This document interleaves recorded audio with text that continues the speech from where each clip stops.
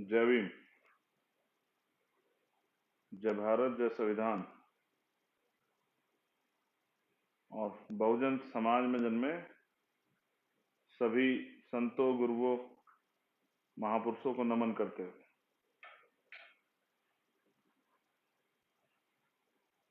करुणा के सागर तथागत गौतम बुद्ध, संत शिरोमणि सतगुरु रविदास जी महाराज, भगवान वाल्मीकि महाराज, गुरु नानक देव, संत कबीर, गुरु घासीदास जी, नारायणा गुरु, संत गाडगे जी महाराज, प्यारे रामास्वामी नायकर, प्यारे लल्लई यादव, बिरसा मुंडा,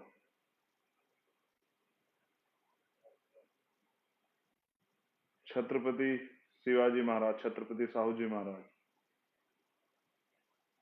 राष्ट्रपिता ज्योतिबा फूले,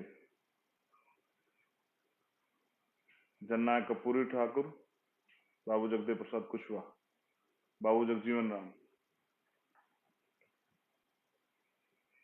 शहीद उधम सिंह, शहीद भगत सिंह, शहीद करतार सिंह सराभा, शहीद वीर अब्दुल हमीद,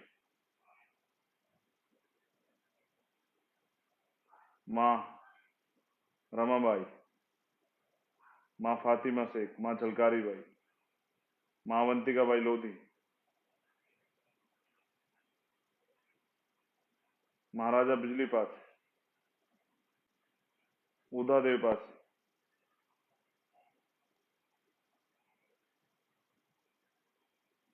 परम पूजनीय विश्व रत्न डॉक्टर बाबा साहब अम्बेडकर और मेरे गुरु, मेरे आदर्श मान्यवर साहब श्री काशीराम,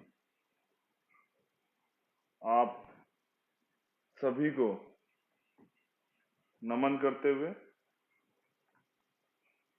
आज का जो इशू है जिसके लिए मैं आपके बीच हूं वो है नेमावर का जो जघन्य अपराध हुआ। मैं उसकी सच्चाई जो कल वहां जाने के बाद मुझे पता लगी वो मैं आपसे शेयर करना चाहता हूं, क्योंकि बड़े मजाक का इशू, मुझे ये मजाक ही लग रही है। एक परिवार के 5 लोगों की हत्याएं होती हैं और लोगों को कोई खबर ही नहीं, लोगों को कोई फर्क ही नहीं पड़ रहा है, लोगों को कोई गुस्सा ही नहीं है, ना ही ये मेन स्ट्रीम मीडिया की सुर्खियां बनी है, ना ही इस पे टीवी पे कोई डिबेट हो रही है, ना ही महिला आयोग ने इसका संज्ञान लिया है, ना ही मानव अधिकार आयोग ने इसका संज्ञान लिया है, ना ही किसी हाई कोर्ट ने या सुप्रीम कोर्ट ने इसका सुमोटो लिया है, स्वतः संज्ञान लिया है, ना ही इस पे देश में कैंडल मार्च हो रहा है, ना ही इस पे कोई और आंदोलन हो रहा है, ना ही इस पे मेडल लौटाए जा रहे हैं, और ना ही इस पे किसी पॉलिटिशियन का, किसी दल का कोई विरोध, ना ही इस पे किसी एथलेटिक्स का, किसी खिलाड़ी का, किसी एक्टर का, किसी का कोई बयान नहीं। बिल्कुल, इसलिए मैं इसे मजाक समझ रहा हूं, क्योंकि जब मैं कल परिवार से मिला तो उन्होंने बताया, और मैं ये बात इसलिए रख रहा हूं कि आप बहुजन समाज के लोग विश्वास करते हैं भीम आर्मी पे, आजाद समाज पार्टी पे, हम अपने कार्यकर्ताओं पे आप विश्वास करते हैं और उस विश्वास को हम लोग टूटने नहीं देना चाहते। लेकिन मैं सोच रहा हूं कल से कि इतना बड़ा मामला हुआ, चुप क्यों है लोग? एक गाय के नाम पे बवाल हो जाते हैं, लेकिन इंसानों की हत्या हुई है, 5 लोगों की जान गई है, जिनमें 3 बच्चियां हैं और एक बच्चा है और एक माँ है। क्या दोष है उनका? क्या वो आदिवासी, ये उनका दोष है? क्या वो वंचित वर्ग बहुजन समाज से आते, ये उनका दोष है? या फिर उनका दोष है कि वो पैदा ही क्यों हुए थे? क्योंकि एक ना एक दिन तो ऐसे वैसे दरिंदों का शिकार उनको होना ही था। तो इस देश में बेटियां क्यों पैदा हुई? और बेटियां पैदा होना ही गुनाह है क्योंकि कल उनके शरीर को नोचने वाला कोई इंतजार कर रहा है। देखिए, मैं सीधे नेमावर पे बात करूंगा, और जरूरी भी है उस पर बात होनी, क्योंकि अगर बात नहीं होगी तो दुनिया में रहने वाले जो लोग मुझे सुनते हैं उनको कैसे पता लगेगा कि भारत में क्या हो रहा है। मैं ये नहीं कहता कि ये बिल्कुल नया है, हमें ज्यादा गुस्सा आना चाहिए, लेकिन मैं ये भी समझता हूं कि अगर हम अन्याय अत्याचार पे चुप रहे तो बाबा साहब अम्बेडकर कहते हैं कि बकरी किसकी दी जाती है? नहीं, बलि किसकी दी जाती है? बकरे की। शेर की कभी बलि दी जाती। तो अगर हम बकरे बन के ये देखते रहे, चुप रहे, तो कल हमारी बलियां दी जाएंगी, कल किसी और परिवार के साथ होगा, किसी और बहन को के साथ ये होगा। तो हमारा मीडिया तो यही है जिस पे हम बैठे हैं, और हमारे मालिक तो आप लोग हैं जिनको हम सुना रहे हैं, जिनको पता होना चाहिए कि निम्बार में क्या हुआ है। एक परिवार जो किराए पे रहता है, जिसमें जिसमें जिसका दोष ये है कि वो भारतीय संविधान में प्रदत्त अधिकारों से अपने आप को आगे बढ़ाने के लिए मेहनत मजदूरी कर रहा है, और कुछ लोगों को ये रास नहीं आता है। वो परिवार के सभी लोगों को ले जाते हैं, एक प्री प्लान से एक गड्ढा खोदा जाता है जो 12 फीट गहरा है, और उसमें उन सबको मारकर जो उनकी हत्या करके दबा दिया जाता है। जब मैं कल बच्चियों के पास गया, जो गुड़िया वहां पर है, जो भैया वहां पे है, तो उन्होंने बताया कि जो आरोपी है वो लगातार पुलिस के साथ घूम रहा था। फैसला आपको करना है कि क्या सच है और क्या झूठ है। वो पुलिस के साथ घूम रहा था, और पुलिस के पास जब पीड़ित परिवार जाता था तो वो कहता था कि ये है तो ये घूम तो रहे हैं साथ। उस बिटिया को कहता था कि आप वापस चले जाओ इंदौर काम पे, और भैया को कहता था कि तुम आप गोवा चले जाओ काम पे। और यहाँ वो जो परिवार के लोग कहीं गए हैं तो उनको ये ढूंढ देंगे अपने आप। ये जो जो बाद में जिसने ये सब घटनाक्रम को अंजाम दिया, वहां का पुलिस प्रशासन कहता है कि ये ढूंढ देंगे इसको, आप चले जाओ अपने काम पे। वो कहीं घूमने गए होंगे। एक परिवार 47-48 दिन गायब रहता है, किसी को कोई खबर नहीं होती, कोई चर्चा नहीं करता, कोई धरना नहीं होता, कोई आंदोलन नहीं होता।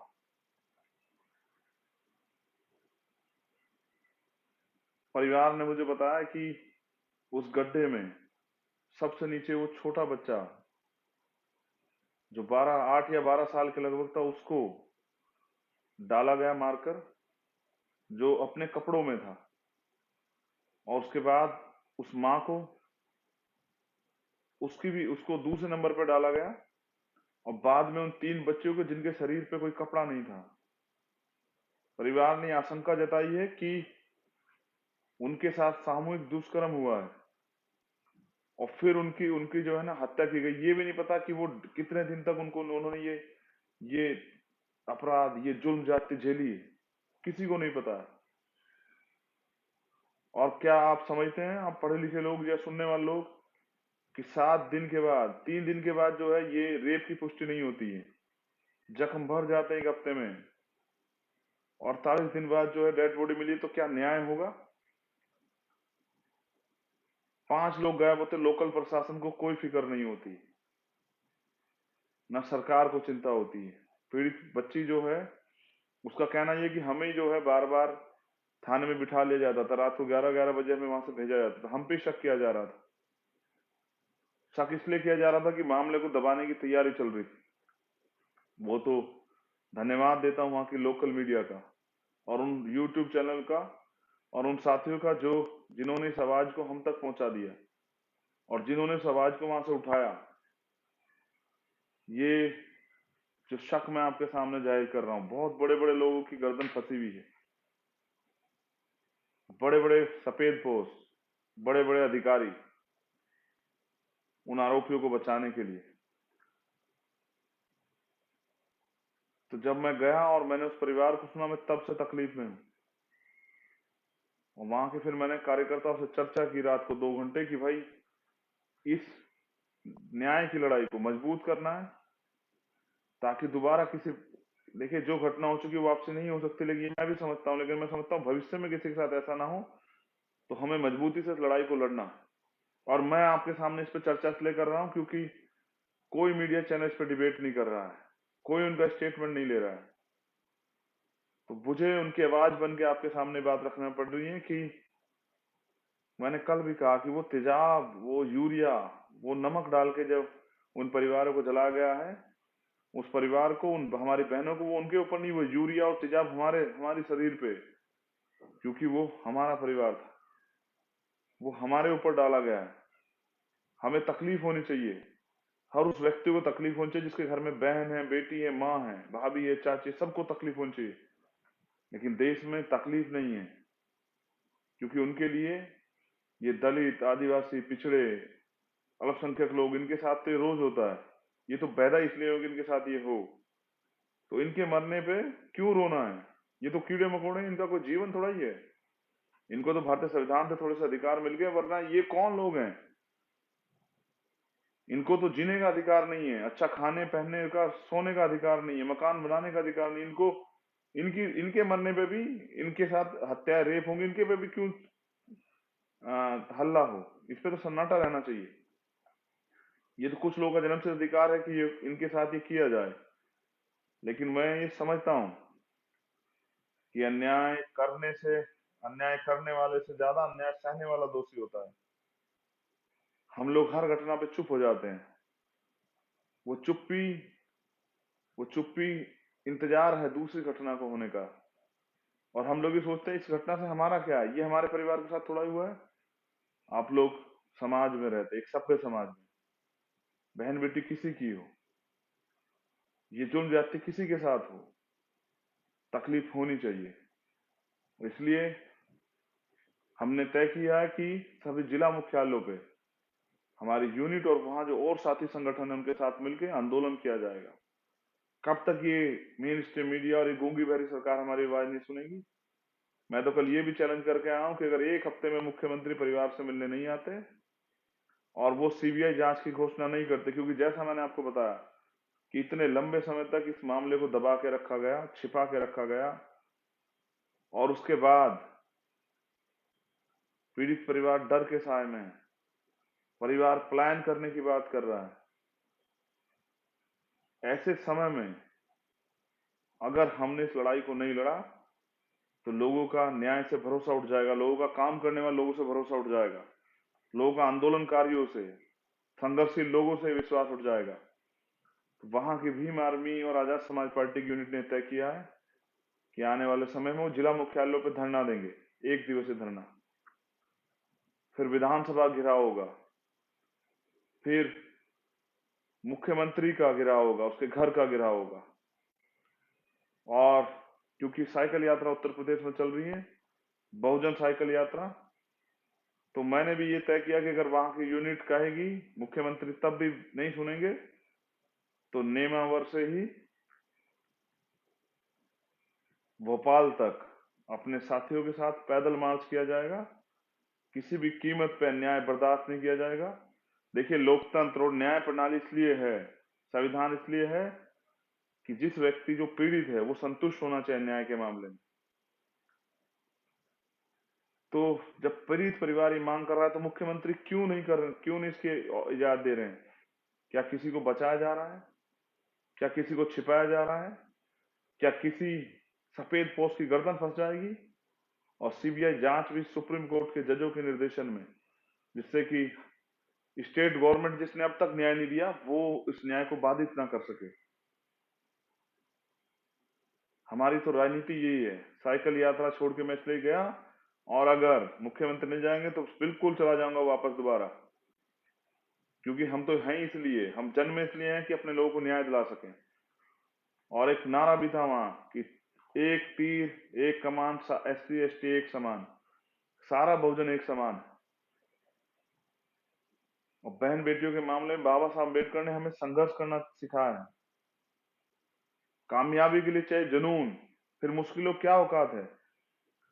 तो कल भीम आर्मी और आजाद समाज पार्टी का जो एक एक कार्यकर्ता, जहां लोग रैलियों में पैसे लेके नहीं जाते, दारू लेके, सामान लेके, तमाम तरह की सुविधा लेके जाते हैं, वहां वो पैदल, साइकिल पे, मोटरसाइकिल पे, एक एक गाड़ियों में भारी संख्या में भर के वो रोड पे अपनी मेहनत की ईमानदारी कमाई से इस आंदोलन को तैयार करने और अब ये विश्वास दिलाने की हम साथ हैं आया था। मैं उस हर एक कार्यकर्ता का दिल की गहराई से धन्यवाद करता हूँ। आपने हलचल तो मचा ही दी, आपने चर्चा तो बना ही दी है। देर सवेर ये सोया हुआ मीडिया भी, जिसमें बड़ी संख्या में बहन बेटियां भी काम करती, ये भी जागेगा और ये भी समझेगा कि बेटियों के लिए जाति महत्वपूर्ण नहीं होती, बेटियों के लिए उनका सम्मान, उनकी सुरक्षा जो है महत्वपूर्ण होती है। और ये नेमावर में नहीं हो रहा है, ये मध्य प्रदेश में नहीं हो रहा है, ये तो सब जगह हो रहा है। जहाँ किसी की सरकार, राजस्थान में भी हो रहा है। उसके बाद दो घटनाएं और मेरे संज्ञान में, एक यूपी की कि एक दलित युवक को पीटा गया, उसके प्राइवेट पार्ट में जो है डंडा और ये सब चीजें, मुझे कहनी भी चाहिए, सब चीजें की गई। ऐसी ही घटना राजस्थान से आई। तो सरकार किसी की हो, चाहे बीजेपी की हो, चाहे कांग्रेस की हो, चाहे किसी और की हो, ये जुल्म ज्यादती हमारा नसीब बन गया है, क्योंकि हमने हार मान ली। हमने सोचा कि ये हमारे भाग्य में है, ये भगवान ने लिखा है। किसी भगवान ने ऐसा, अगर कोई भगवान है कहीं, तो उसने कहीं ऐसा नहीं लिखा होगा किसी छोटी बच्ची को, 4 साल की को, 6 साल की, रोज अखबार पढ़ते हैं, टीवी में देखते हैं, किसी 4 साल की बच्ची, 6 साल की बच्ची को तेजाब से नहलाया जाता है, उसके साथ सामूहिक रेप होता है। ये कोई सा प्रदेश हो, ये सब जगह जारी है। और सत्ता के भूखे लोग सिर्फ सत्ता चाहिए, नारा देने वाले लोग, बहन बेटी सुरक्षा की बात करने वाले लोग। उत्तर प्रदेश में तो अभी चीरहरण चल रहा है, प्रमुखी चुनाव में चीरहरण हुआ उत्तर प्रदेश में, भारतीय जनता पार्टी के लोगों ने कराया बहन बेटियों के साथ। और ये नारा देते हैं मिशन शक्ति का, एंटी रोमियो स्क्वाड का, बेटी बचाओ बेटी पढ़ाओ का। मैं तो कहता हूं भारतीय जनता पार्टी गुंडों से बेटियों को बचाओ, इन सत्ता के भूखे लोगों से बेटियों को बचाओ। तो वहां भी सरकार है, और वहां के बहुत इशू थे। वहां का इशू जो है एक ओबीसी समाज के लिए भी था, जिसमें बीजेपी 27% आरक्षण देने के लिए जो है विरोध में खड़ी है। लेकिन आज उससे भी बड़ा जो महत्वपूर्ण मुद्दा है वो है बहन बेटियों की रक्षा, वो भी पूरे देश में। मैं भीम आर्मी के क्रांतिकारी नौजवानों से तो उम्मीद करता हूँ कि वो बहन बेटियों की सम्मान सुरक्षा के लिए लड़ें, उनको न्याय दिलाएं। लेकिन मैं ये भी समझता हूँ, ये दो बातें आप सब लोगों के लिए, बहुजन समाज के लोगों के लिए स्पेशली, देश में रहने वाले किसी भी जाति धर्म की बहनों के लिए, कि किसी पे शोषण करने का अधिकार किसी को नहीं है।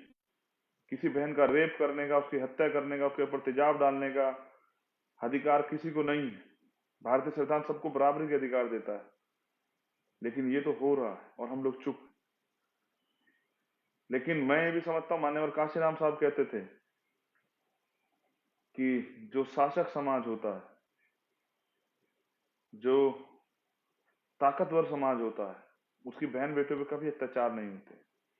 समझिए कि अगर आपका मुख्यमंत्री होता मध्य प्रदेश में आदिवासी समाज का, जिसकी मैं कल घोषणा भी करके आया हूँ, मान्यवर काशीराम साहब भी चाहते थे कि मध्य प्रदेश में ये वंचित वर्ग का, आदिवासी समाज का मुख्यमंत्री बने, हम वो बनाएंगे भी। लेकिन मैं पूछना चाहता हूं अपने आदिवासी भाइयों से, अपने दलित बहुजन भाइयों से, कि अगर आपका मुख्यमंत्री होता तो क्या आपकी बेटी के साथ ये होता? मैंने मामा से भी पूछा, मुख्यमंत्री मामा से, जो बहुत बड़े बड़े दावे करते हैं कि अगर ये आपकी भांजी होती, ये आपके भांजे होते तो आप चुप रहते? आप शादी ब्याह में घूमने वाले मुख्यमंत्री को क्या उस परिवार से मिलने का समय नहीं लगा? वो बाबा साहब की धरती है मध्य प्रदेश। अगर उस पे भी ये हो रहा है, बाबा साहब ने तो इस्तीफा दे दिया महिलाओं के अधिकारों के लिए। लेकिन मैं आपसे जो कहना चाह रहा हूँ, पॉलिटिक्स द मास्टर की, ऐ मेरे सोए हुए समाज के लोगों, आज लड़ाई हथियार से नहीं लड़ी जाती, तलवारों से, बंदूकों से नहीं लड़ी जाती। ये लोकतांत्रिक देश है, संविधान है। जिसके पास वोट होती है उसके पास राज होता है, बहुसंख्यक लोग हो। आपका राज होना चाहिए था, जो बहन बेटियां सुरक्षित रहती, लेकिन राज उनका है और आपकी बहन बेटियों के साथ ये हो रहा है। हमारी बहन बेटियों के साथ ये रोज हो रहा है पूरे देश में। हम लोग कब समझेंगे? हम लोग किसके भरोसे उनकी सुरक्षा छोड़ के बैठे हुए हैं? पुलिस प्रशासन तो वो करता है जो सरकार कहती है। हमने हाथरस में देखा, कि हमारी बहन को अपमानित करने का प्रयास किया गया, उसको उसके चरित्र पे जो है उंगली उठाई गई, और पहले न्याय नहीं दे रहे थे, पंचायतें हो रही थी, जब सीबीआई जांच हुई तो उन आरोपियों को अभी वो जेल में है। तो मैं ऐसा ही न्याय जो है मध्य प्रदेश में भी चाहता हूँ, और अपने कार्यकर्ता पदाधिकारियों से, अपने जो साथी लोग वहां रहते हैं उनसे कहना चाहता हूँ कि आज लड़िए, कल की चिंता मत कीजिए, आज जो हो रहा है उसको रोकिए, जिससे कि कल का जीवन सुधर सके, भविष्य सुधर सके। इसलिए आज संघर्ष को आयाम दीजिए। सब चुप बैठ जाएं, आप चुप मत बैठना। तैयारी करके, मीटिंग करके, हमारे कार्यकर्ता पदाधिकारी, हमारे जिले की यूनिट, हमारे विधानसभा की यूनिट, हमारा एक एक कार्यकर्ता संकल्प ले कि जब तक उस परिवार को न्याय नहीं मिलेगा तब तक हम लोग चैन से नहीं बैठेंगे। और ये आंदोलन तो अब दिल्ली भी आएगा। दिल्ली में मध्य प्रदेश भवन का घेराव होगा, और मैंने ये भी कहा कल कि हम 2 अप्रैल में दोहरा देंगे बलिदान के लिए। जब हम अपने एससी एक्ट के लिए सड़कों पे आके बलिदान दे सकते, तो बहनों के सम्मान में तो अपनी जान भी दे देंगे। हमने यही सीखा अपने गुरुओं महापुरुषों से। हम तो गुरु गोविंद सिंह जी को मानने वाले लोग, हम सरदार भगत सिंह को मानने वाले लोग, हम सतगुरु रविदास जी को मानने वाले लोग, हम बाबा साहब अम्बेडकर को मानने वाले लोग। हम तो महिलाओं के, अपनी बहन बेटियों के सम्मान के लिए अपनी जान को, प्राणों को जो है किसी भी समय बलिदान करने के लिए तैयार। लेकिन अगर इस तरह से नोची जाएंगी बहन बेटियां, तो आपकी जवानी का क्या फायदा है। वो बाबा साहब अम्बेडकर कहते हैं ना, जिस कौम का नौजवान जीते जी समाज की लड़ाई लड़ता, वो जीते जी भी मरे हुए के समान होता है। और जिस कौम का युवा जीते जी अपने समाज की लड़ाई लड़ता है, वो मरकर भी अमर हो जाता है। हम क्यों तैयार नहीं है इस लड़ाई को लड़ने के लिए? क्या हम भी धोखेबाज हो गए, या हम भी सिर्फ लालच, सत्ता और तमाम चीजों के लिए अपने लोगों को बेवकूफ बना रहे हैं? नहीं, ये हमारा काम नहीं है। हम तो सिद्धांतिक लोग हैं। सत्ता तो हमारे लिए साधन है, जिस सत्ता से हम लोग व्यवस्था परिवर्तन कर सके। और ऐसे कानून, अगर एक कानून बने, उसको बनाने की शक्ति विधायिका या संसद में है, तो वो बनाने के लिए उनको पीड़ित लोगों को आना पड़ेगा सदन में। मैं फिर कह रहा हूँ, काशीराम साहब कहते थे कि जिनका राज होता है उनकी बहन बेटियों पे अन्य अत्याचार नहीं होता, उनके बुजुर्गों की पगड़ी नहीं उछाली जाती, उनकी बहन बेटियों को तेजाब डाल के, यूरिया डाल के, नमक डाल के नहीं जलाया जाता, उनकी बेटियों को उत्तर प्रदेश हाथरस में कचरे की तरह नहीं जलाया जाता, उनकी बेटियों को थाना गाजी की तरह जो है, चूरू की तरह, वहां उनके सामूहिक हत्या, रेप नहीं होते हैं, उनके नखून नहीं खींचे जाते हैं। मैं कहाँ का जिक्र करूं और कहाँ का ना करूं? पूरे देश में किसी, कोई स्टेट हो, किसी की सरकार हो, हमारे हिस्से में सिर्फ अन्याय, अत्याचार, अपमान लिखा है। और ये बदला जा सकता है अगर हम लोग प्रयास करें, अगर हम लोग संकल्प लें कि हम इस गुलामी, इस बेबसी, कमजोरी की, इस अपमान की जिंदगी को नहीं जिएंगे, और जिएंगे तो स्वाभिमान सम्मान के साथ जिएंगे, अपना राज स्थापित करेंगे। मैं मध्य प्रदेश के साथियों के धन्यवाद के साथ ये कहना चाहता हूं कि जो कल जोश आपने दिखाया था, जो काबिल तारीफ था, वो टूटना नहीं चाहिए। और अगर आपकी आवाज से ये मुख्यमंत्री ना हिले, इसकी कुर्सी ना हिले, तो फिर पैदल मार्च करेंगे उस घर से संकल्प लेके, चाहे हमारी जान क्यों ना चली जाए। पैदल मार्च करेंगे, मुख्यमंत्री आवास का घेराव करेंगे, विधानसभा घेराव करेंगे, वहीं बैठ जाएंगे, सड़कों पर रहेंगे, मर जाएंगे। लेकिन किसी परिवार के साथ ऐसा ना हो, और जिस परिवार के साथ उसको न्याय मिले, उस संकल्प के साथ हम लोग मैदान में उतरेंगे। मैं फिर आपसे अनुरोध करता हूं, ये सारे अधिकार, लड़ने का अधिकार, बोलने का अधिकार, सम्मान जीने का अधिकार संविधान से मिला है। ये आरएसएस, भारतीय जनता पार्टी के लोग इसको खत्म करना चाहते हैं अपनी संविधान की सुरक्षा के लिए। बाबा साहब अम्बेडकर की दोबारा हत्या ना हो, क्योंकि बाबा साहब अम्बेडकर ने कहा कि मुझे मेरे जाने के बाद मरा हुआ मत समझना, जब तक संविधान जिंदा हूं, मैं आपके बीच जिंदा हूं। उस संविधान की सुरक्षा के लिए हमारे लोगों को मेहनत करनी चाहिए, क्योंकि सत्ता संघर्ष से प्राप्त होती है, और सत्ता वो साधन है, जैसे बाबा साहब अम्बेडकर का पॉलिटिक्स द मास्टर की, सारी समस्याओं की चाबी है सत्ता। तो सत्ता अपने हाथ में लीजिए और परिवर्तन कर दीजिए उन सभी समस्याओं से जिनसे आप अपमानित हैं, जिनसे आप शोषित हैं, पीड़ित हैं। अगर आप आज भी नहीं जागते तो आने वाला कल क्या होगा आप सोचिए। आज संविधान है, राइट्स हैं, तब ये हाल है। कल संविधान नहीं रहेगा तो क्या होगा? तो स्वार्थ को छोड़िए, लड़ने के लिए मैदान में आइए। वो कहते हैं जिस कौम में कुर्बानी देने का जज्बा नहीं होता, वो कभी अधिकारों को प्राप्त नहीं करती। और ना भविष्य उसमें भूतकाल में ऐसा हुआ है और ना भविष्य में ऐसा होगा। हर चीज की कीमत चुकानी पड़ती है। अगर आप चाहते हैं ये अपमान ना हो, इसकी कीमत चुकानी पड़ेगी, आपको लड़ना पड़ेगा। हम सब लोग तैयार हैं, आप कमर कसिए। मैं उस परिवार को वचन दे के आया, वहां से प्रतिज्ञा लेके आया, संकल्प लेके आया हूं कि जब तक उस परिवार को न्याय नहीं मिलेगा, और वो परिवार अगर खड़ा रहा, वो ना परिवार टूटा, उन्होंने मुझसे वादा किया कि वो टूटेंगे नहीं, तो मैंने तो 10 लोग जो हैं 24 घंटे सुरक्षा में भीम आर्मी के वहां लगाए हैं। मैं वहां की जिला कमेटी का, वहां के अपनी तमाम लीडरशिप का धन्यवाद करता हूँ। 10 कार्यकर्ता परमानेंट उस परिवार की सुरक्षा में, यही तो भीम आर्मी है। और इसीलिए तो भीम आर्मी है, हम लोग इसीलिए तो हैं कि अपनी सामाजिक जड़ें मजबूत कर सकें, अपनी गहन तक जड़ें मजबूत कर सकें, अपने समाज को सुरक्षा दे सकें, सरकार के बिना भी सरकार जैसा वातावरण माहौल दे सकें। मैं दोबारा धन्यवाद करने के साथ ये कहना चाहता हूँ, लड़ाई अभी अधूरी, अभी तो लिंगड़ाई है, आगे और लड़ाई। और इस बात को भी याद करो कि जो सरकार निकम्मी है, जिस सरकार में ये हो रहा है, उस सरकार को बदलना है। अपने आंदोलन को मजबूती से धार दीजिए। और जो कार्यकर्ता मुझे सुन रहा है या सुनेगा, मेरे साथियों, चैन से नहीं बैठना है, क्योंकि जिस समाज की बहन बेटियों पे अत्याचार अन्याय होते हैं, वो सोते नहीं है। और अगर वो सो रहे हैं तो यानी कि वो इस दर्द को महसूस नहीं कर रहे हैं, अपना दर्द नहीं मान रहे हैं।